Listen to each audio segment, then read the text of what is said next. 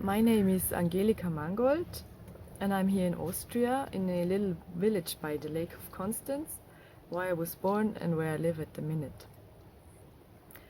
I am a landscape architect and a nature connection worker, and my passion is to create frameworks for people in which they can really open up to themselves and open up to others and to the living world around them.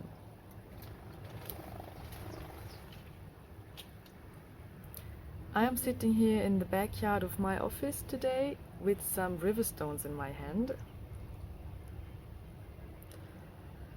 I brought them with me today because they taught me something very important.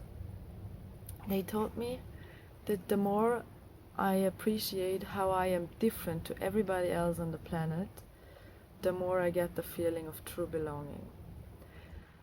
And I want to share this little insight, a very personal insight with you today, because I believe that our personal challenges and our personal well-being is very much connected to the challenges and to the well-being of the whole planet, or of us as a whole community.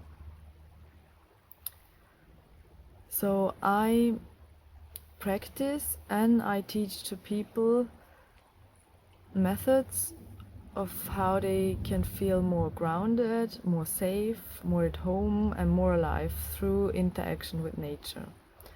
And all these methods and practices come from very wise teachers, and they're always very joyful and rich experiences when I do them myself or when I do them with my students. It's things like meditating in nature, or bird watching, or writing poetry in nature, or trekking. And in recent times, I myself, I felt still something is missing here for myself personally, because I had the feeling I still try too hard. I'm still on the search for something.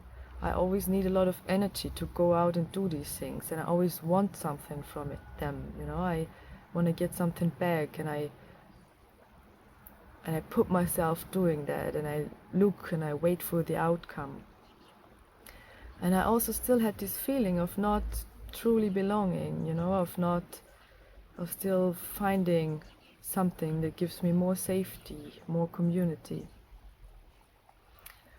And then I had this little very nice experience by a river, where I just spent one afternoon, and where I lied on my belly, and I started looking at stones, little river stones, their shapes and their distinct colors, and the way they feel when I took them in my hands.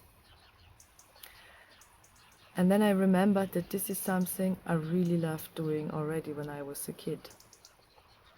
And I stood up and started walking very slowly with my head bent down, everything bent down like an old person. I walked there along this river, just looking at stones, and I was amazed. And I started singing my own weird melodies along with the river, and I really had this feeling of peace. And I had this feeling of truly being myself, and at the same time truly being connected to everybody and everything around me. This kind of feeling where you actually lose yourself a bit. And I felt also stress and anger and fear released from my body in this time, and I felt my batteries really recharged. And then back home I wondered, why did I forget doing this? Why did this practice got lost?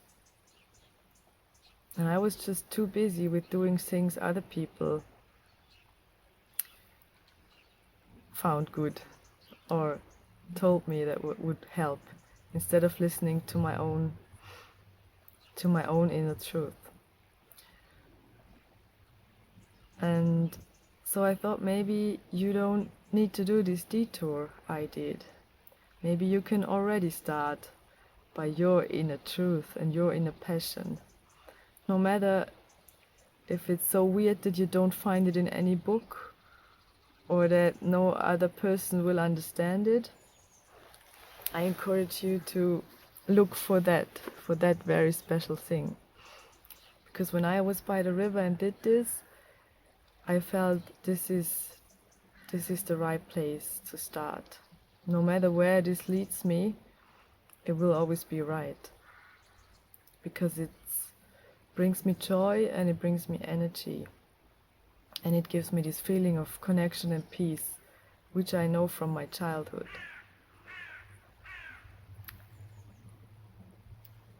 So I want to ask you, do you have any special memory of your childhood where you remember you felt totally at ease out in nature, where you lose time, where you lose yourself, where you experience full joy and peace? Or do you know that not from childhood, but from your practices now? What is this thing that you do out in nature or with nature that truly delights you? It may be weird things, you know. For my dad, it is digging holes with spades. For other people, it may be watching at stars or watching stones. And I really encourage you to be brave enough to listen deep inside of you and to really find out the thing you are most different from others.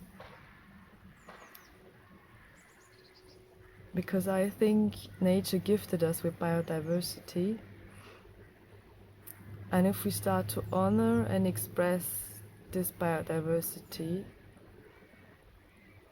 then the world gets a very abundant and rich and colorful place.